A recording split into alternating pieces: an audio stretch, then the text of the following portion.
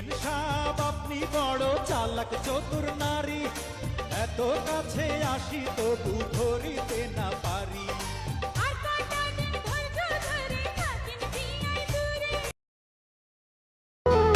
আমারে বানাইছে খোদা কোন মাটি দিয়া, তোরে বানাইছে খোদা কোন মাটি দিয়া।